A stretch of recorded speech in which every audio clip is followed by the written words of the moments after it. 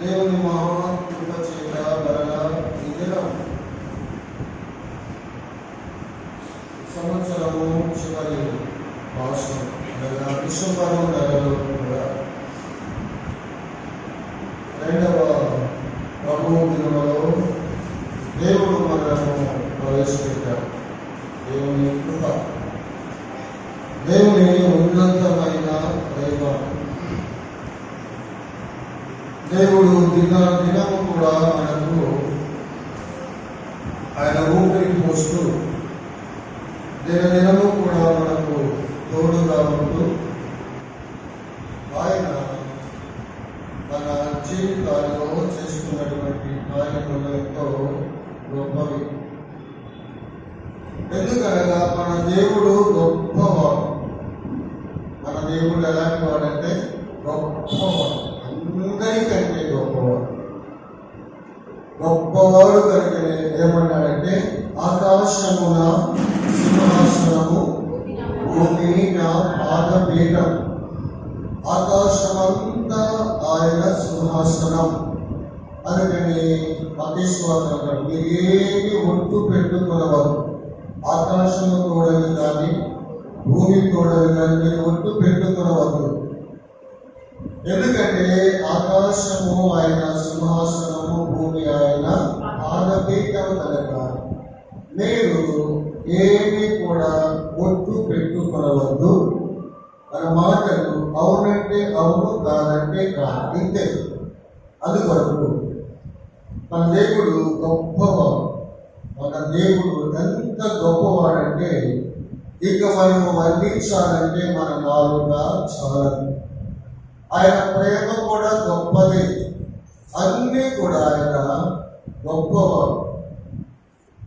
అందుకొరకు అంత గొప్ప దేవుని మనము ఆరాధించడానికి, లేక అంత గొప్ప దేవుని తండ్రి అని పిలిచేటువంటి యోగ్యత లేని మనకు అంత గొప్ప దేవుడు ఎక్కడో నిష్ప్రయోజకులము, అపాత్ములము, నరకానికి పాత్రులము అలాంటి మనలను ప్రేమించి తన కుమారుడు యేసుక్రీస్తు రక్తము చేత విమోచించి మనలను తన కుమారునితో పాటు వారసులుగా చేసుకున్నాం. అందుకే మనం కూడా తండ్రి అని పిలుస్తున్నాం. అంత గొప్ప దేవుని మనం ఎక్కడో నిష్ప్రయోజకమైన మనము అంత గొప్ప దేవుని తండ్రి అని పిలుస్తున్నామంటే నిజంగా ఆయన ప్రేమ ఎంత గొప్పదో మనము వర్ణించలేము, దానిని వివరించలేము కదా. అందుకొరకు దేవుడు ఈ దినాన మనము మరలా మన పరలోకపు తండ్రిని ఆరాధించడానికి దేవుడు మనకు సహాయం చేస్తూ వచ్చాడు. మన బ్రతుకుల్లో ఒక్కొక్క దినాన్ని పొడిగిస్తూ వచ్చాడు. మనం ఈ దినంలో ప్రవేశపెట్టబడ్డామంటే దేవుని కృప. ఈ దినం చూడలేక ఎంతమందో లోకం విడిచి వెళ్ళిన వారు ఎంతో మంది ఉన్నారు. అయినా మనలను ఆ స్థితిలోనికి లేక దేవుడు ఆ గొప్ప దేవుని ఆరాధించడానికి ఈ దినము కూడా ప్రభు మనకి గొప్ప అవకాశాలు ఇచ్చారు. అందుకొరకు దేవుని వాక్యంలో మనం కొన్ని మాటలు చదువుకుందాం. కీర్తన 34 కీర్తన 34 మొదటి నుండి 4 వచనాలను మనం మార్చి చదువుకుంటాం. కీర్తన 34వ కీర్తన, దావీదు కీర్తన 34వ కీర్తన మొదటి నుండి 4 వచనాలు మనం మార్చి చదువుకుంటాం. ఇలా వచనము తర్వాత మీరందరూ తర్వాత 4వ వచనం అందరం కలిసి చదువుకుంటాం. నేను ఎల్లప్పుడూ యెహోవాను సన్నుతించదను, నిత్యము ఆయన కీర్తి నా నోట నుండును.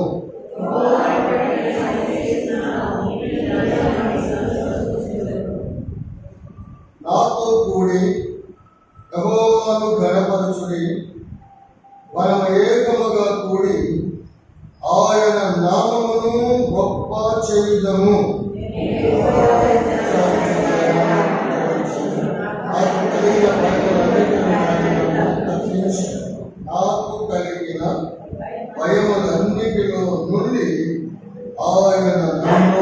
తప్పించెను.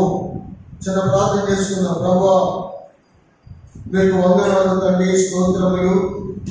ఘనమైన మీ నామమును బట్టి ఇంతవరకు పాటలు పాడడానికి సహాయపడ్డ దేవ స్తోత్రములు. వాయిద్యములలో పాటలలో తండ్రి మీరు ఎంతో మహిమ పొందారని మిమ్మల్ని ఆరాధిస్తూ ఉన్నాం. ప్రభువా, ఈ దినము కూడా మీ పిల్లలముగా వేతనయాలు చేరి పరలోకపు తండ్రివైన నిన్ను ఆరాధించడానికి ప్రభువా మీరు మాకు ఇచ్చిన ఈ గొప్ప భాగ్యమును బట్టి స్తోత్రములు. మాకు గొప్ప దేవుడు, సర్వ సృష్టికి ఆది సంభూతుడమైన దేవుడు, నిన్న నేడు నిరంతరము కూడా ఒక్కటే రీతిగా ఉన్న దేవుడు, మారని మార్పు లేని దేవుడు. యేసు క్రీస్తు నిన్న నేడు ఒక్కటే రీతిగా ఉన్నాడు అని హెబ్రీయులకు రాసిన పత్రికలో పౌరపోస్తలుడు 13వ అధ్యాయంలో ఎంతో తేలిగా మాట్లాడుతున్నారు. యేసు క్రీస్తు నిన్న నేడు ఏకరీతిగా ఉన్నారు అని నేను కనపరుస్తున్నాను తండ్రి. నువ్వు మారని మార్పు లేని తండ్రి. యెహోవానైన నేను మార్పు లేని వాడను కనుక యాకోబు సంతతైన మీరు లైవ్ కాలేదని సెలవించనని విలువైనని వాగ్దానాన్ని బట్టి నీకు స్తోత్రములు. ప్రభువా, మిమ్మల్ని ఆరాధిస్తున్నా ఈ సమయంలో ఈ దినం సార్వత్రిక సంఘములో జరుగుతున్న ఈ ఆరాధన అంతటిలో కూడా ప్రభువా మీరు మహిమ తెచ్చుకోమని ప్రార్థిస్తూ ఉన్నాం తండ్రి. అలానే వేతనయాలను కూడా జ్ఞాపకం చేసుకోండి. చేరి వచ్చిన ప్రజలందరినీ జ్ఞాపకం చేసుకోండి. ఇంకా చాలా మంది రాలేక దేవా మరి నిర్లక్ష్యంతో ఉంటున్న వారిని కూడా మీరే త్వరపెట్టి నడిపించండి. కడవరి దినాలు మీరు అక్కడ కూడా సమీపంగా ఉన్న దినాలు. ప్రపంచం అంతటా ఎక్కడ చూసినా కానీ కలవరము, భయము, ఆందోళనతో, మరణ భీతితో బ్రతుకుతున్న దినాలు. ఈ దినాల్లో తండ్రి ప్రతి ఒక్కరు కూడా ఆశ కలిగి మీ పాదముల చెంత నిన్ను సాగిలపడి ఆరాధించడానికి ప్రతి ఒక్కరిని కూడా మీరు దర్శించండి. ఎవరు కూడా వారి వారి భాగములను పోగొట్టుకోకుండా ఈ పాదముల చెంత చేరి నిన్ను బేకరి ఆరాధించడానికి సహాయం చేయండి. ఈ సమయంలో మేము చదువుకున్న వాక్య భాగమును ఆశీర్వదించండి. ప్రభువా, నిలబడుచున్న నీ దాసుడు కేవలం చేతగాని వాడు, నిష్ప్రయోజకుడు. నీ దాసులలో ఏమి యోగ్యత లేదు. పామరుడు ఎరిగిన దేవుడు ప్రభా, ఈ దాసుని స్థితి అంతా కూడా నీకు తెలుసు. ఆయన నీ కృప చేత అయోగ్యుడైన నన్ను కూడా ఈ ఘనమైన మహిమకరమైన పరిచర్య కొరకై ఏర్పరచుకున్న దేవా నీకు వందనాలు చెల్లిస్తున్నాను. అందుకొరకై నీ ఆత్మతో నింపి నన్ను బలపరచండి. నీ వాక్కు శక్తినివ్వండి దేవా, నీ ఆత్మతో నింపండి తండ్రి. ఈ మందిరం అంతటిలో కూడా నీ పరిశుద్ధాత్మ చేత నింపండి. ఎక్కడ ఏమి శబ్దాలు రాకుండా ప్రభువా మీ భద్రత, మీ కాపుదల ఉంచండి. మీ హస్తమే తోడుగా ఉంచమని మీ దయనే కోరుకుంటూ శత్రువుకి ఎక్కడ ఏమి లేచమనే స్థలం లేకుండా చేయి. ప్రతి ఒక్కరికి ఆసక్తికరముగా దేవాన్ని సన్నిధిలో దీనులై ఆరాధించడానికి సహాయపడి తోడుండమని, శత్రువుకి ఎక్కడ లేచు స్థలం లేకుండా చేయమని ప్రభువును మా రక్షకుడైన యేసు క్రీస్తు వారి శ్రేష్టమైన ఘనమైన నామములో స్తుతించి ఆరాధించి ప్రార్థించి వేడుచున్నాము తండ్రి. ఆమేన్. 34వ కీర్తన మనం ఎన్నోసార్లు చదువుకున్నాము, ఎన్నోసార్లు చదివాము, ఎన్నోసార్లు ధ్యానించాము. అయితే ఎన్నిసార్లు చదివిన దేవుని వాక్యము ఎప్పుడు కూడా క్రొత్తది. దేవుని వాక్యము అన్ని సమయాలలో ఎన్నిసార్లు మనము ధ్యానిస్తున్నా కానీ ఏదో ఒక క్రొత్త సంగతి దేవుడు మనకు బయలుపరుస్తూనే ఉంటాడు. అందుకే ఈ గ్రంథము పరిశుద్ధ గ్రంథము. ఈ గ్రంథములో మనం ఎన్నిసార్లు ధ్యానిస్తున్నా కానీ మనకు ఏమి అవసరత ఉన్నదో అవన్నీ కూడా మనకు నేర్పిస్తుంది ఈ గ్రంథం. ఎందుకంటే ప్రతి మాట కూడా దేవుడు పలికినటువంటి మాట. ప్రవక్తలు దేవుని ఆత్మచేత నింపబడి రాసినటువంటి దేవుని మాటలు కాబట్టి దేవుని మాటలు ఎప్పుడు కూడా మనకు క్రొత్తగా ఉంటాయి. అందుకొరకు భాగంలో మనం కొన్ని తలంపులు ఆరాధన కొరకే మనము ధ్యానిస్తాం. చూడండి, ఈ కీర్తన దావీదు రాజు మరి రచించిన కీర్తన. పైన చిన్న చూడండి, దావీదు అబీమెలెకు ఎదుట వెర్రివాని వలె ప్రవర్తించి అతని చేత తోలివేయబడిన తరువాత రచించిన ఈ కీర్తన. అబీమెలెకు దగ్గర నుంచి తోలివేయబడ్డారు. అబీమెలెకు యొక్క పరిచారకులందరూ కూడా దావీదును తీసుకుని వచ్చి అబీమెలెకు అప్పగించగానే అబీమెలెకు దావీదు ఏం చేస్తున్నాడంటే పిచ్చి వాడిని చేస్తాడు. ఆ మాట చూడాలంటే సమూయేలు మొదటి గ్రంథంలో, సమూయేలు మొదటి గ్రంథం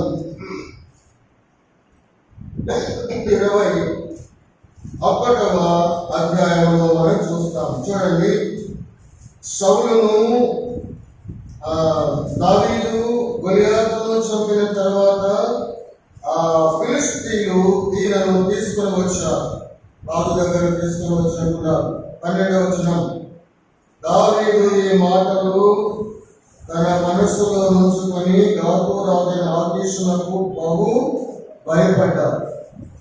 ఆకీషు రాజు, ఆయన పేరు అబీమెలెకు దగ్గరకు వచ్చి ఆ రాజు కంట బహు భయపడ్డారు. ఆకీషునకు వచ్చి ఆ రాజు దగ్గరంట తాను బహు భయపడ్డాడు. దావీదు యుద్ధశూరుడైన దావీదు కూడా ఒక విధంగా భయపడ్డాడు. భయపడి ఏం చేస్తున్నాడు చూడండి, దేవుడు తనకి ఎలాంటి తలంపించాడు. కాబట్టి దావీదు వారి ఎదుట తన చర్యను మార్చుకున్నాడు.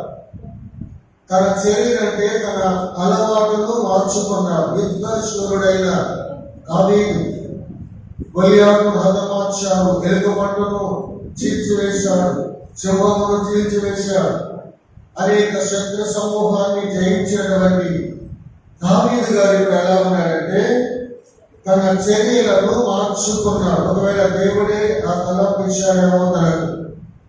చూడండి, తన చర్యను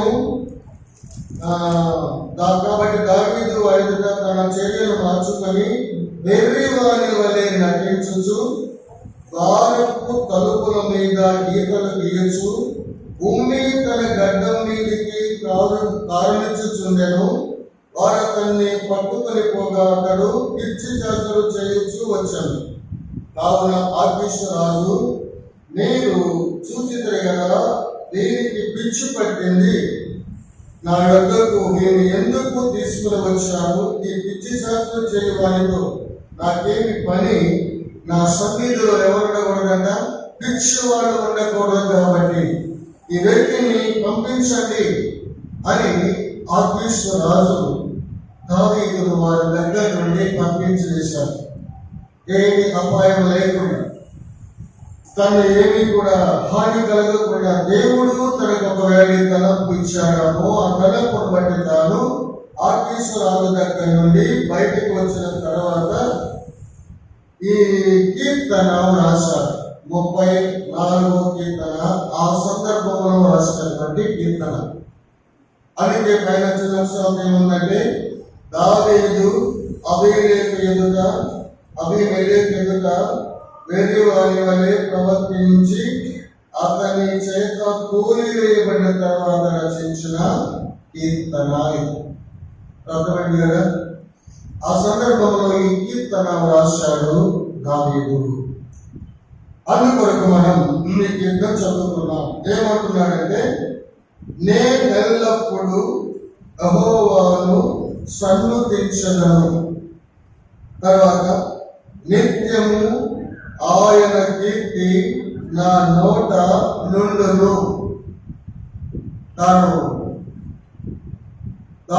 ఆకీషు రాజు దగ్గర నుండి బయటికి తోలివేయబడిన తర్వాత అపాయం తప్పించుకున్న తర్వాత ఇప్పుడు అంటున్నాడు, నేను ఎల్లప్పుడూ యెహోవాను స్తుతిస్తాను. అంటే యెహోవాను అన్ని వేళలా నేను స్తుతిస్తాను. దావీదు అనుభవంలో అన్ని సమయాలలో కూడా దేవుని ఆరాధించేవాడు. కష్టమైన, నష్టమైన, శత్రు సమూహాలు ఎన్ని ఉన్నా కానీ తాను చేసే పని ఏంటంటే దేవుని అన్ని వేళలా. అందుకే నేను ఎల్లప్పుడూ యెహోవాను సన్నుతించదను, నిత్యము ఆయన కీర్తి నా నోట నుండు. నిత్యము కూడా అన్ని వేళల, అన్ని సమయాలలో ఆయన నోటిలో నుండి ఏమొస్తుందంటే దేవుణ్ణి కీర్తించుట. ఇంకేం వేరే మాటలు కానీ, వేరే తలంపులు కానీ ఏమి కూడా రావట దావీదు గారు కదా. ఎక్కడ ఉన్నా కానీ, ఎలా ఉన్నా కానీ, తనకెంతో అధికారం ఉన్న మహారాజు అయిన ప్రజలందరికీ వారితో అన్ని విషయాలు మాట్లాడాలి, వారికి న్యాయం తీర్చాలి, వారి వేక్షాలు తీరుస్తూ న్యాయముగా వారిని పరిపాలించాలి. ఎంతో మంది పిల్లలు, భార్యలు ఎంతమంది ఉన్నారు కానీ దావీదు గారేమో నిత్యము ఆయన కీర్తి నా నోట నుండును. నిత్యము కూడా ఆయన కీర్తి నా నోట ఉంటుంది. రెండవది, యెహోవాను బట్టి నేను అతిశయించుచున్నాను. లోకంలో దేని బట్టి కూడా కాదు. లోకంలో తనకున్నటువంటి ఘనతను బట్టి కానీ, తనకున్న హోదాను బట్టి కానీ, తనకున్నటువంటి బలాన్ని బట్టి కాదు కానీ, దేని బట్టి అంట యెహోవాను బట్టి నేను అతిశయిస్తున్నాను. ఎందుకనగా దేవుని బట్టి అతిశయించాలి. మన భూమి మీద ఎంత గొప్పవారమైనా, మనకి ఎన్ని ఘనతలున్నా, మనం ఎంత సంపాదించినా, మనకెన్ని ఇల్లు కట్టుకున్నా కానీ మనము దేవుని బట్టి ఆశ్రయించాలంటే ఇది దేవుడిచ్చాడు, ఇవి దేవుని కృప చేత కలిగిన కార్యమే అని ప్రతి విషయంలో కూడా దేవుని బట్టి ఆశ్రయించడం దావీదు నేర్చుకున్నాడు. ఎంత మంచి సంగతి, ఎంత మంచి ఆలోచన. చూడ ఏమంటాడు మా చదువుతాం, గుర్తొస్తుంది దేవుని వాక్యంలో. సమూయేలు రెండవ గ్రంథము 7వ అధ్యాయం 18-19 వచనం. సమూయేలు రెండవ గ్రంథం 7వ అధ్యాయము 19వ వచనాన్ని చదువుకుందాం. చూడండి, అందరూ బైబిల్ చూడండి. దావీదు రాజు 19 చూడండి, ఎంత హెచ్చుగా చేసినదంతయు నీ దృష్టికి కొంచెమై మానవుల పద్ధతిని బట్టి బహుకాలము జరిగిన తరువాత నీ దాసుడనైన నా సంతానములకు కలుగబోవు దానిని గురించి నీవు సెలవిచ్చి ఉన్నావు. నా ప్రభువా, దావీదు అను నేను ఇంకా నీతో ఏమి చెప్పుకొందును? ఇంకా నీతో నేను ఏమని చెప్పుకుంటా? ఇంకా నాకు ఏమి కొరకున్నది? నాకు ఇంకా ఏమీ కొరకలేదు, ఇంకా ఏమి కూడా నేను చెప్పుకోలేను. అంత మంచి ఆలోచన వచ్చు. ఇన్ని ఉన్నా కానీ ఇవన్నీ నీ ద్వారా కలిగిన కార్యములే. ఎంత చేసినా కానీ ఇంత ఉన్నత స్థానంలో 12 గోత్రాల ఇశ్రాయేలు ప్రజలకు తాను మహారాజు అయినటువంటి ఈ ఘనతలు, ఈ పేరు ప్రఖ్యాతులు, ఈ సమస్తము కూడా నువ్వు నీ ద్వారా కలిగినవే. ఇంకా నేను ఏమి చెప్పుకోవాలి? నాకు చెప్పుకోవడానికి ఏమి కూడా నాకు అంతు పట్టడం లేదు. చూసారా, ఇంకా ఏముందని చెప్పు, అన్ని ఇచ్చావు, అంతా ఇచ్చావు, ఇక ఏమీ కూడా లేదయ్యా అంటున్నాను. అందుకని పిల్లరా, దావీదు రాజు తాను దేవుని బట్టి అతిశయపడుతున్నాడు. ఏమైనా ఎంత చేసినా తండ్రి ఇది నీ ద్వారా కలిగిన కార్యమే, నీవే ఇవన్నీ ఇచ్చావు అని దేవుని బట్టి ఆశ్రయిస్తున్నాడు. మన వాక్యంలో 34వ కీర్తన యెహోవాను బట్టి 2వ వచనం, యెహోవాను బట్టి నేను అతిశయించుచున్నాను, దీనులు దీనిని విని సంతోషించెదరు. ఆయన దేవుని బట్టి అతిశయిస్తుంటే దాన్ని విన్నటువంటి వారు దీనులైన వారు సంతోషిస్తారు.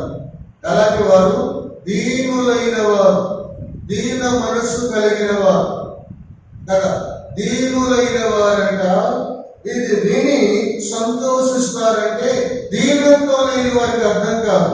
దేవుని కార్యములు దీనత్వం లేని వారికి అర్థం కాదు. అందుకే 92వ కీర్తన అన్నాడు, పశుప్రాయులు వాటిని గ్రహించలేరంటారు. 6వ వచనంలో 92 అంటాడు, పశుప్రాయులు వాటిని నీ కార్యాలు గ్రహించలేరంటారు.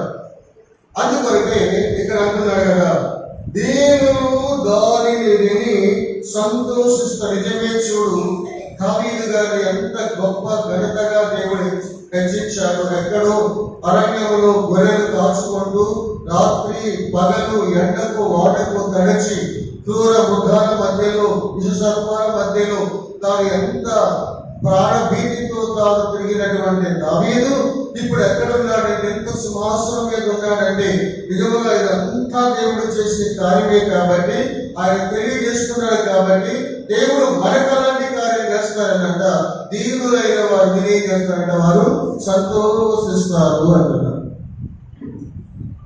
తర్వాత 3వ వచనం, నాతో కూడి యెహోవాను కనపరచండి. నాతో కూడి అందరిని ప్రోత్సహిస్తున్నారు. దేవుడు నాకు ఇన్ని కార్యాలు చేశాడు, ఇంకా అడగడానికి నాకు ఏమీ కూడా నోరు చాటం లేదు, అసలు ఏమీ పొరపట్టు లేదు, ఇంకా ఏమీ అడగలేదు, ఇంత ఘనమైన కార్యములు చేశాడు. కాబట్టి నాతో కూడి యెహోవాను ఘనపరచండి అనేకులను ప్రోత్సహిస్తున్నాడు. నేను కూడా దేవుని ఘనపరచండి.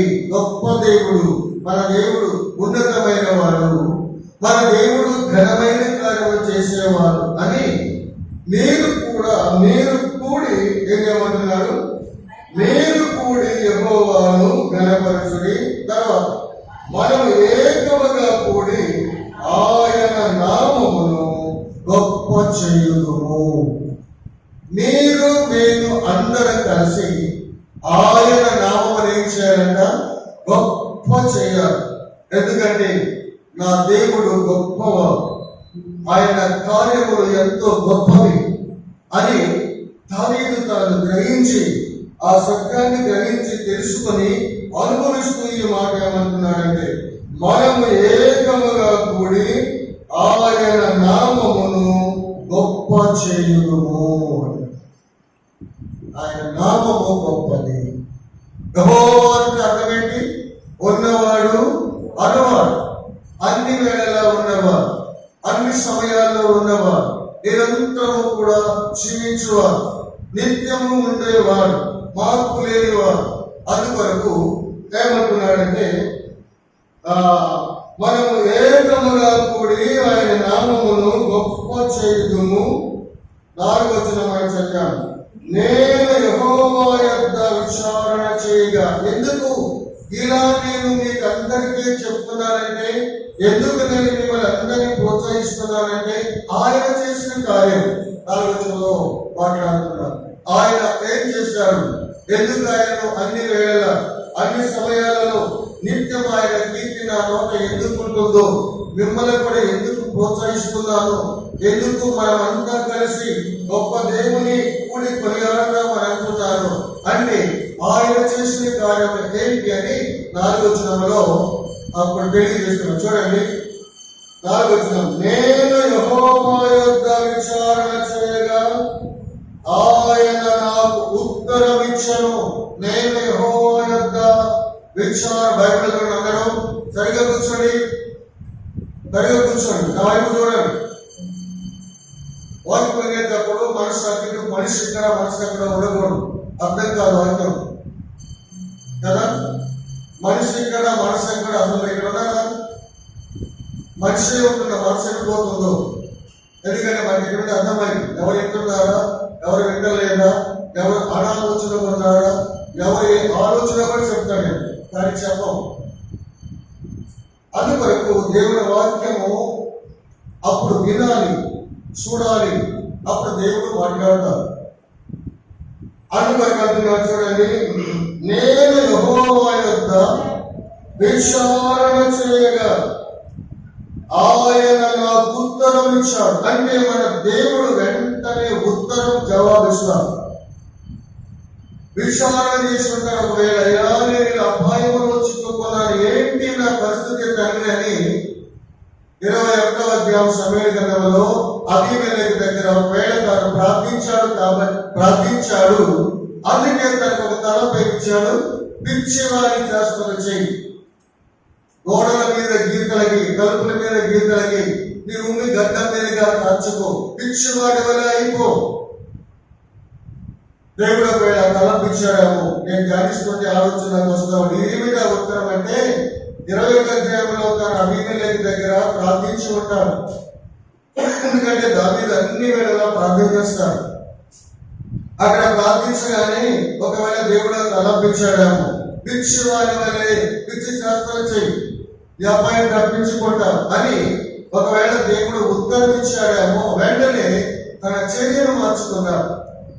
రాజు, గొప్పవాడు, ఒక ఉన్నత స్థానంలో ఉన్న వ్యక్తి, ధైర్యవంతుడు, యుద్ధవీరుడు అయినటువంటి ఆ వ్యక్తి సందర్భంలో ఏమైపోయాడంటే పిచ్చివాడిగా అయిపోయాడు. అందుకొరకు అంటున్నాడు, నేను యెహోవా యొద్ద విచారణ చేయగా ఆయన నాకు ఉత్తరం ఇచ్చాడు. ఏమని? నాకు కలిగిన భయములన్నిటిలో నుండి ఆయన నన్ను తప్పించాడు. అది ఉత్తరం. దేవుడు చేసినటువంటి కార్యం ఏంటంటే దావీదు రాజు పట్ల, దావీదు గారి పట్ల, నాకు కలిగిన భయములన్నిటిలో నుండి ఆయన నన్ను తప్పించాడు. భయములన్నిటిలో నుండి తప్పించాడు. అందుకే నేను దేవుని నిత్యము కీర్తిస్తున్నాను. నిత్యము ఆయన కీర్తి నా నోట ఉంటుంది. నేను ఎల్లప్పుడూ ఆయన కీర్తిస్తున్నాను, అందరినీ ప్రోత్సహిస్తున్నాను. నేను నా దేవుని ఆశ్రయిస్తున్నాను. ఎందుకంటే ఆయన నాకు కలిగిన భయములన్నిటిలో నుండి నన్ను తప్పించాడు. అందుకు దేవుని స్తుతిస్తున్నాను. ఇది దావీదు గారి యొక్క అనుభవాలు చేద్దాం. కనుక మనం ఎందుకు దేవుని ఆరాధించడానికి వచ్చామంటే మనం కూడా అనేకమైన భయములలో ఉన్నాం. చూడండి, దావీదు రాజు ఎలాంటి భయాల్లో ఉన్నాడో మనం కూడా భూమి మీద అలాంటి భయములోనే ఉన్నాం కదా. మనం కూడా ఎలాంటి భయములో దావీదు గారు ఉన్నాడో అలాంటి భయములోనే మనం కూడా ఉన్నాం. అందుకొరకు మన పట్ల, దావీదు గారి పట్ల చేసినటువంటి కార్యమును దేవుడు మన పట్ల కూడా చేశాడు. అందుకొరకు బైబిల్లో ఒక 7 సంగతులు మనం ఎలాంటి భయాల నుండి తప్పించబడ్డాడో దావీదు గారు, అలానే మనలను కూడా శత్రువైన సాతాను మరి హస్తములను ఎలా మనల్ని భద్రపరిచాడో బైబిల్లో ఒక మాట మనం చూస్తాము. ఏంటంటే నాకు కలిగిన భయములన్నిటిలో నుండి అనే మాట, నుండి అనే మాట బైబిల్లో 1000 సార్లు, 2800 సార్లు ఆ మాట నుండి అనే మాట. అది మనం ప్రాముఖ్యమైన సంగతులు, సందర్భాన్ని బట్టి ఒక 7 మాటలు మన బైబిల్లో నేర్చుకుందాం. చూడండి, మొట్టమొదట నాకు కలిగిన భయములో నుండి దావీదు గారుకున్న భయం ఏంటంటే అబీమెలెకు దగ్గర బహుగా భయపడ్డారు. ఆ భయము నుండి దేవుడు తనను ఆ రాజు చేతనే బయటకు తోలివేయబడ్డారు. అంటే అక్కడ ఆ అపాయమును దేవుడు తప్పించాడు. అందుకొరకై మొట్టమొదట మన బైబిల్ చూస్తే చూడండి, ఏమేమి భయములు అంటే ఎలాంటి భయముల నుండి తాను తప్పించాడంటే ఈ కీర్తనలోనే కొన్ని సందర్భాలను చూడండి. ఒకటి, నాకు కలిగిన భయములన్నిటిలో నుండి ఆయన నన్ను తప్పించమన్నాడు. భయములన్నీ ఏంటంటే ఒకటి మనం చూద్దాం. 6వ వచనంలో ఒక మాట 30, 4వ కీర్తన చూడండి. ఈ దీనుడు మొరపెట్టగా యెహోవా ఆలకించెను, అతని శ్రమలన్నిటిలో నుండి. ఏమిటంట? అతని శ్రమలన్నిటిలో నుండి, దావీదు రాజు యొక్క శ్రమలన్నిటిలో నుండి దేవుడు తప్పించాడు. అపాయములను తప్పించాడు. ఇప్పుడు శ్రమలన్నిటిలో దావీదు గారు అనుభవించిన శ్రమలు ఎవ్వరు కూడా అనుభవించాల. అంతటి శ్రమలను అనుభవించాడు. తన ఇంటి వారే తనకు శత్రువయ్యారు. తన కడుపును పుట్టిన కుమారుడే తనకు శత్రువై వెంటాడాడు చంపడానికి. అంతకన్నా ఘోరమైన శ్రమలు ఉంటాయా? తన ఇంటిలోనే భయంకరమైన పోరాటాలు సంభవించాయి. అరణ్యాల్లో చెప్పులు కూడా లేకుండా పారిపోయే స్థితిలోనికి వచ్చాడు దావీదు. అందుకే అంటున్నాడు కదా, ఈ దీనుడు మొరపెట్టగా యెహోవా ఆలకించెను, అతని శ్రమలన్నిటిలో నుండి అతన్ని రక్షించాడు దేవుడు. మొదటి తలపు భయములన్నిటిలో నుండి, రెండవ తలపు శ్రమలన్నిటిలో నుండి ఆయన తప్పించాడు, రక్షించాడు. 2 మాటలు చూశాం. 3వ మాట చదువుకుందాం. వాక్యం చూడండి. 19వ వచనం 34వ చూడండి. నీతి మంతునికి కలుగు ఆపదలు అనేకములు, వాటన్నిటిలో నుండి నిందని వాటన్నిటిలో నుండి యెహోవా వారిని విడిపించాడు. 3వ తలంపు ఏంటంటే, 3వ తలంపు ఆయన అనేక ఆపదలన్నిటిలో నుండి యెహోవా విడిపించాడు. ఆపదలలో నుండి ఆయన అనేకమైన ఆపదల నుండి ఆయన దావీదును విడిపించాడు అని ఈ భాగంలో కూడా దావీదు దేవుని కనపరుస్తున్నాడు.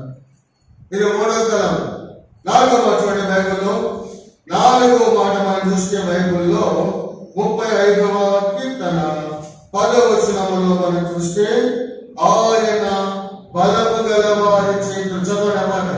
35వ కీర్తన 10వ వచనం. అప్పుడు యెహోవా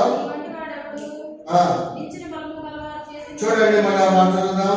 10వ కీర్తన 35 10వ వచనం అందరూ చూడండి. అప్పుడు యెహోవా నీ వంటి వాడెవడు, మించిన బలము గలవారి చేతి నుండి, దీనులను దోచుకున్న వారి చేతిలో నుండి దరిద్రులను విడిపించువాడు. ఈ మాట చూసిన మనం, మించిన బలము గలవారి చేతిలో నుండి అంటే మించిన బలము గల, ఇవన్నీ కూడా మన జీవితాల్లో నెరవేర్చారు. మనకు భయపడిన, మనకు మించిన బలం గలవాడేవాడు, సాతాను మనకు మించిన బలము గలవాడు.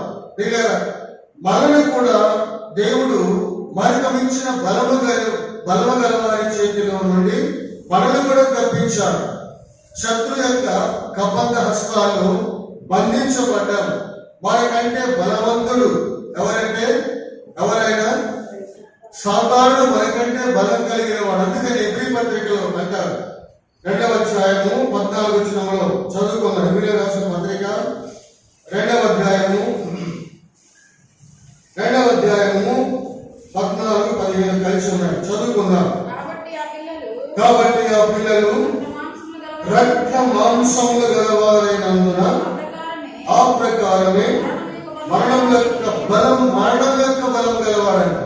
ఎవరైనా మరణం యొక్క బలం గలవాడు ఎవరంటే శత్రువైన సాతాను మరణం యొక్క బలము గలవాడు. అసలు మానవునికి మరణం ఎందుకు వచ్చిందంటే శత్రువు ద్వారానే, సాతాను ద్వారానే మానవునికి మరణం వచ్చేసింది.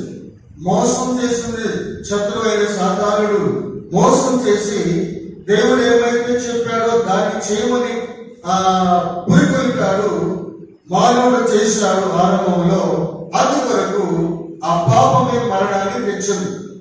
అందుకని అప్పటి నుండి మనుషులందరూ కూడా ఎలా ఉంటున్నారట, ఆ ప్రకారం మరణం యొక్క బలము గలవారిని, అనగా అపవాది. మరణం యొక్క బలం గలవాడు ఎవరంటే అపవాది. అన్న దగ్గర మూడవ వెంకటేశం ఏముంది? సాతానుడు. ఆ సాతాను మరణం యొక్క బలము గలవాడు. తర్వాత చదవండి. అనగా అపవాదిని మరణము ద్వారా నశింపజేయుటకును జీవితకాలమంతయు మరణ భయము చేత దాస్యమునకు లోబడిన వారిని విడిపించుటకు ఆయన కూడా రక్త మాంసములలో పారేవాడు. మనం శత్రువైన సాతాను ద్వారా ఆడు మనకంటే బలము గలవాడు. మరణ బలము గలవారిని జయించడానికి మనము జీవితకాలం అంతా కూడా మరణ భయము చేత దాసులకు లోబడి భూమి మీద నెమ్మది లేకుండా బ్రతుకుతున్న మనల్ని విడిపించడానికి యేసుక్రీస్తు ప్రభు మన కోసం ఆయన ఏం చేశాడు? మన కోసం ఆయన మరణించాడు, మరణాన్ని జయించి తిరిగి లేచాడు, సాతాను ఓడించాడు, మనకు మరణ భయం లేకుండా చేశాడు. అదే దావీదు గారు అంటారు, ఎన్ని ఆపదలు చూడండి, ఆపదలన్నిటిలో, శ్రమలన్నిటిలో, ఆపదల్లో, ప్రతి విషయాల్లో కూడా దేవుడు ఇంకా మన దృశ్యం 35:10 మించిన బలము గలవారి చేతిలో, దోచుకుని వారి చేతిలో నుండి దేవుడు నన్ను విడిపించాడు. అలాగే మనల్ని కూడా మనకు మించిన బలము గలవాడు, మనలను దోచుకునేవాడు ఎవడంటే సాతాను చేతిలో నుండి మనల్ని కూడా యేసుక్రీస్తు ప్రభు మనల్ని విడిపించాడు, విడుదల కలిగజేశాడు, మనలో నెమ్మది సమాధానం ఇచ్చాడు యేసుక్రీస్తు ప్రభు. అందువరకు 4వ మాట, మనకు మించిన బలము గల వాడిలో చేతిలో నుండి దావీదు తప్పించాడు. అలాగే మనకు మించిన బలము గలవాడు శత్రువైన సాతాను చేతిలో నుండి మనం అనుదినము కూడా భయపడుతూ ప్రాణభీతితో ఉన్న మనలను ఆయన విమోచించాడు, మరణ భయం లేకుండా చేశాడు, సాతాను ఓడించాడు. అందుకే మనకు కూడా దేవుని ఆరాధించే కృప మనకు ప్రభు అనుగ్రహించాడు. చూడండి 5వ మాట మనం చదువుకుందాం. 5వ మాట చదువుకుందాం. 35వ కీర్తన 17వ వచనం, 35-17 వచనం. ప్రభువా నీవెన్నాళ్ళు చూచుచూ ఊరకుందువు, వారు నాశనము చేయకుండా నా ప్రాణము రక్షింపుము.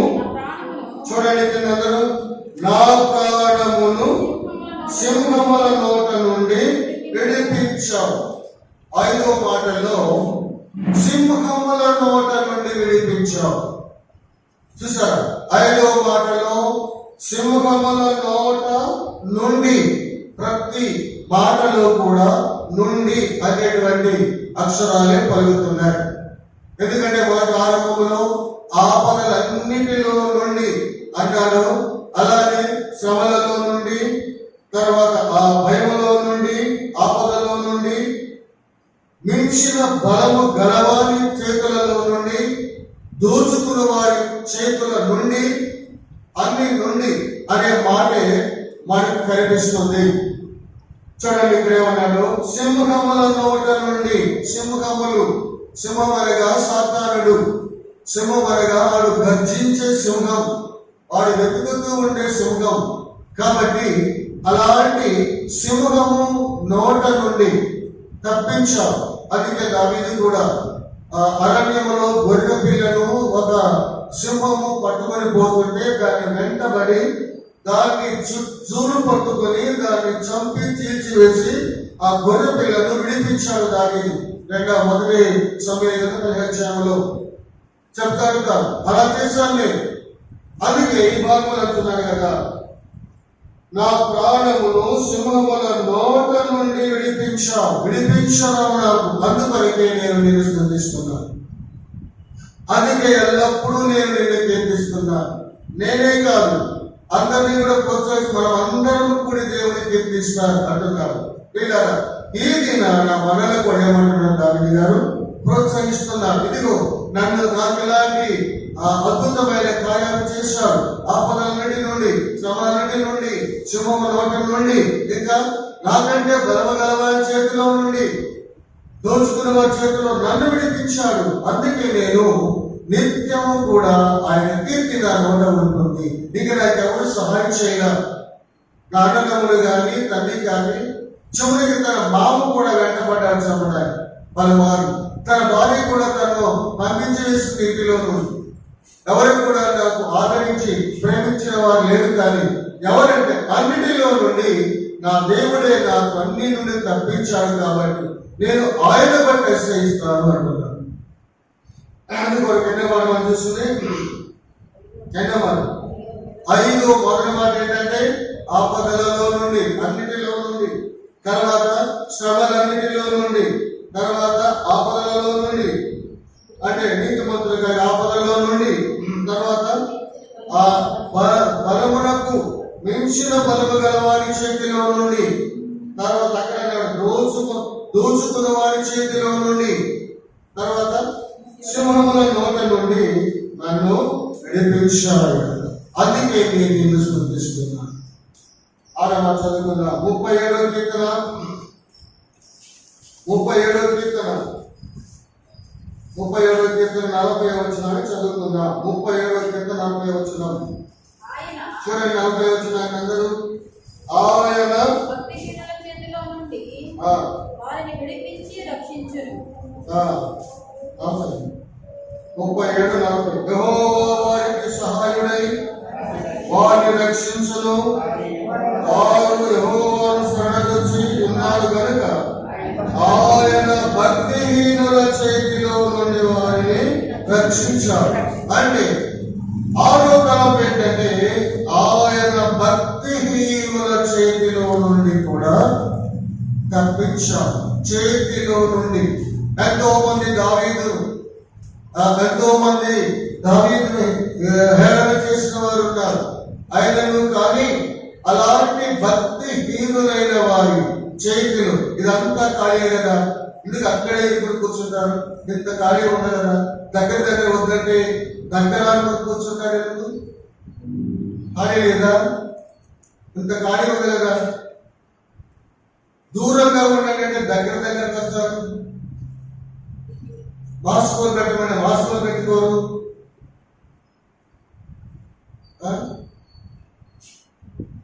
దగ్గరగా కూర్చోరు. మీటింగ్ దగ్గరగా కూర్చోరు. అప్పుడు దూరం ఉంటారు. ఇలాగప్పుడు వద్దన్నప్పుడు దగ్గరికి వస్తారు. అందుకొరకు మనము సమయాన్ని, సందర్భాన్ని బట్టి మనం ప్రవర్తిస్తూ ఉండాలి. చూడండి, ఆయన ఆరోపణకు భక్తిహీనుల చేతిలో నుండి అందరూ చాలా మంది ఎగతాళి చేశారు. షిమ్ని అనే వ్యక్తి దుమ్మెత్తి పోశాడు. చీపో దుర్మార్గుడా, దుష్టుడా, ఇలా భక్తిని అలాంటి వారి చేతిలో నుండి నన్ను తప్పించాడు. అందుకే ఆరోపణం ఏంటంటే భక్తిహీనుల చూడమాట 40వ వచనం 37 వచనము 40వ వచనం చివరిలో ఆయన భక్తిహీనుల చేతిలో నుండి నన్ను విడిపించాడు. అందుకొరకు భక్తిహీనుల మరల కూడా దేవుడు భక్తిహీనుల మధ్య నుండి అనుదినము కూడా ఆయన మనల్ని విడిపిస్తూనే ఉన్నాడు. 6 మాటలు చూసాం. ఒక్క మాట 7 మాట చూద్దాం. 7వ మాట మనకు తెలిసిన మాట, మనందరూ తెలుసుకుని ఎన్నోసార్లు ఆరాధించాం కూడా. ఆ మాటను బట్టి ఆరాధించాం. 40వ కీర్తన ఇప్పుడు అర్థమైందా? 40వ కీర్తన 2వ వచనం ఏముంది? నాశనకరమైన గుంట నుండి, చికటగల దొంగ ఊబి నుండి నాశనకరమైన గుంట నుండి, తర్వాత చికటగల దొంగ ఊబి నుండి. ఈ 2 శాతానికే సాదృశ్యంగా ఉన్నాయి. వాడే నాశనకరమైన గుంట. సాతాను కార్యాలన్నీ కూడా మనల్ని ఎప్పుడు నాశనం చేయాలనే వాడి ఆలోచనలు. అందుకనే నాశనకరమైన గుంట నుండి చికటగల దొంగ ఊబి నుండి ఆయన నన్ను పైకెత్తెను. రెండు మాట్లాడారు. ఒకటి నాశనకరమైన గుంట నుండి, తర్వాత చికటగల దొంగ ఊబి నుండి ఆయన నన్ను పైకెత్తెను. ఈ 7 తలంపులు దావీదు జీవితంలో దేవుడు చేశాడు. అందుకే అంటున్నాడు, నేను ఎల్లప్పుడూ యెహోవాను సన్నుతించదను, నిత్యము ఆయన కీర్తి నా నోట నుండును కదా. నిత్యము ఆయన కీర్తి నా నోట ఉంటుంది. రండి నాతో కూడి మీరు కూడా ప్రభువుని స్తుతించండి. మనమందరం కలిసి ప్రభువుని స్తుతిస్తాం. ఎందుకంటే యెహోవాను బట్టి నేను ఆశ్చర్యపడుతున్నాను. ఈ ఆపదలన్నీ కూడా ఆయనే తప్పించాడు కదా.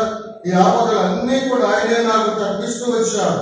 ఆయన అపాయముల భయములన్నిటిలో నుండి, మొదటి భయం శ్రమలో నుండి, రెండో భయం ఆపదలో నుండి, మూడవది తనకంటే మించిన బలమగల వారి చేతిలో నుండి, నాలుగవదిగా సింహముల నోట నుండి, అలానే ఐదవదిగా భక్తిహీనుల నోట నుండి, ఆరవదిగా చికటగల నాశనకరమైన గుంట, రెండవది చికటగల దొంగ ఊపి. ఈ 7 సందర్భాలు అనేకమైన ఆపదలు, ఆ భయములు అన్నీ కూడా తనకు భయం కలిగించిన 7 సందర్భాలు. అందుకే 4 ఏమనంటే, నాకు కలిగిన భయములన్నిటిలో నుండి ఒక్కొక్క భయాన్ని చెబుతూ వచ్చాడు, ఒక్కొక్క భయాన్ని వివరిస్తూ వచ్చాడు. ఇంకా ఎన్నో ఉన్నాయి తన జీవితంలో. అంటే మనకు అవసరం అయినటువంటి సందర్భాన్ని బట్టే ఈ మాటలు మనము ధ్యానించాం. మనము కూడా దేవుని ఆరాధించాలి. కాబట్టి మనము ఈ 7 సంగతులు ఎందుకు మనం ధ్యానించామంటే, ఈ 7 విధాల కార్యాలు మన జీవితంలో తన కుమారుడైన యేసుక్రీస్తు వారు చేశారు. అందుకే మనం ఇక్కడ చేయగలం. మనకంటే మించిన బలమగల వారిని ఓడించాలి, సాతాను ఓడించాలి. శిలువలో తన రక్తమంతా కార్చాలి, శిలువలో తన ప్రాణాన్ని మన కొరకు అర్పించాలి, శిలువపై చనిపోయాడు, సమాధి చేయబడ్డాడు, తిరిగి లేఖనాల ప్రకారం మరణమును జయించి తిరిగి లేచాడు. సాతాను ఓడిపోయింది, మరణం ఓడిపోయింది, సమాధి ఓడిపోయింది, లోకాన్ని జయించాడు యేసుక్రీస్తు ప్రభు. జయించి మనకు జయ జీవితాన్ని ఇచ్చాడు, మనకు మరణ భయం లేకుండా చేశాడు, మనకు ఉన్నతమైనటువంటి పరలోకం ఇచ్చాడు, తనతోటి ఉండే గొప్ప భాగ్యం ఇచ్చాడు. శ్రమలన్నిటిలో, ఇబ్బందులు, ఎదుగులలో సంపూర్ణంగా మనకు కలిగిన భయాలు అన్ని కూడా దేవుడు తొలగించి ఆయన మన కొరకు చేసినటువంటి శిలువ యాగము ద్వారా మనకి గొప్ప రక్షణ మనకు అనుగ్రహించి మనకు కూడా నిత్యము దేవుని ఆరాధించే కృప యేసుక్రీస్తు ద్వారా మనకు అనుగ్రహించారు. అందుకొరకు మనం కూడా నిత్యము ఆయనను ఆరాధి. ఒక్క రోజే కాదు, అనుదినం, అనుక్షణం. దావీదు గారు ఏ విధంగా నేను ఎల్లప్పుడూ నిత్యము ఆయన కీర్తి నా నోట ఉంటుందని అన్నాడు, అలాగనే మనం కూడా నిత్యము కూడా దేవుని ఆరాధించే కృప మనకిచ్చాడు. నిజముగా మనం దానికి యోగ్యులం కాదు. ఎక్కడో పాపాత్మము, నీచము, దౌర్భాగ్యము, నరకంలో నిత్యం కాలిపోయే మనల్ని ప్రేమించి ఈ భయములన్నీ కూడా మనలో నుండి తొలగించి మనకు ఉన్నతమైన పరలోకాన్ని ఇచ్చాడు యేసుక్రీస్తు ప్రభు. ఆయన మనకు కూడా ఆరాధించాలి. ప్రభా, నాకు కూడా భూమి మీద భయములన్నింటిలో నుండి తప్పించావు, శ్రమల నుండి, ఆపదల నుండి, నాకు మించిన బలమైన సాతాను నుండి, నన్ను దోచుకునే సాతాను చేతిలో నుండి, సింహముల నోట నుండి, వాడు ఎవరిని మేఘాలు ఎదురు చూసే సింహం సాతానుడు, భక్తిహీనులు, నాశనకరమైన గుంట, జిగడగల దొంగ ఊబి నుండి, ఇవన్నీ కూడా నుండి నన్ను విడిపించావు. అందుకొరకు ప్రభావ నేను ఆశ్చర్యపడుతున్నాను, నేను ఆరాధిస్తున్నాను. నువ్వు చేసిన ఘనమైన కార్యం కొరకు ఉదయం ద్వారా ఆరాధిస్తున్నాను. అన్నిటికంటే ముఖ్యముగా నరకము తప్పించావు, పరలోకం ఇచ్చావు, నీతో కూడా ఉండే గొప్ప భాగ్యం ఇచ్చావు. ఇన్ని కార్యములు చేసిన యేసు ప్రభా, నీకు నేను ఏమి ఇవ్వగలను? ఏమిస్తాం మనం? తండ్రి, నా హృదయపూర్వకమైన స్తుతి, ఆరాధన సంపూర్ణంగా నీకు సమర్పిస్తున్నాను. ఇలాంటి అనుభవంలో మనము పరలోకపు తండ్రిని ఆరాధిస్తాం. 7 తలంపుల్లో 7 చేయలేకపోయినా, జ్ఞాపకం రాకపోయినా, ఏవైతే నీ జ్ఞాపకం వస్తుందో, ఒకవేళ శ్రమలో నుండి, ఒకవేళ ఆపదలో నుండి, ఒకవేళ మించిన బలమగల వారి చేతిలో నుండి, దోచుకున్న వారి చేతిలో నుండి, తర్వాత సింహం నోట నుండి, భక్తిహీనుల చేతిలో నుండి, ఒకవేళ జగడగల దొంగమోకి నోట నుండి, ఇవి ఏవైతే నీ తలంపు వస్తాయో వాటిని 1-2 మాటలతో ప్రభువుని ఆరాధిస్తాం. ప్రభువా, నాకు మించిన బలమగల వారి చేతులను తప్పించాలి, నన్ను దోచుకునే సాతాను చేతులను తప్పించాలి, నాకు మరణ భయం లేకుండా చేసేవాళ్ళు, నాకు ఉన్నతమైన పరలోకం ఇచ్చేవాళ్ళు, నరకం తప్పించేవాళ్ళు. ఇంత కార్యం చేసిన ప్రభువా నీకు నేను ఏమి ఇవ్వగలను? అందుకే ఈ ప్రజల మధ్యలో వచ్చి నా హృదయపూర్వకమైన స్తుతి ఆరాధన సంపూర్ణంగా నేను సమర్పిస్తున్నాను. ఇలా చేశాను ఒక నిమిషం అలా మనమందరం ఆరాధించాలి. చాలా మంది ఆరాధన చేయకుండా వెళ్ళిపోతున్నారు. వీళ్ళు చూస్తున్నాను, చాలా మంది ఆరాధన చేయకుండా వెళ్ళిపోతున్నారు. నోరు తెరవలేకపోతుంది. ఆయన నోరు తెరిచారు, ఆయన నోరు తెలిసి ఈ కార్యాలు చేశారు కాబట్టి ఆశ్చర్యపడ్డారు. ప్రభువు నాతో కూడా మీరు ఆరాధించాడు అన్నారు, నాతో కూడా ప్రభుని గణపరచండి అన్నారు. అలా మనం నోరు తెరిచి ప్రభుని ఆరాధించాలి. ఆరు 1 నిమిషంలోనే ఈ తలపులకి ఆరాధించవచ్చు. అలాగే మనం కొద్ది సమయం మన యొక్క బ్రదర్ సిస్టర్ క్లుప్తంగా కొద్ది 7 తలపుల్లో 1, 2, 3 చాలు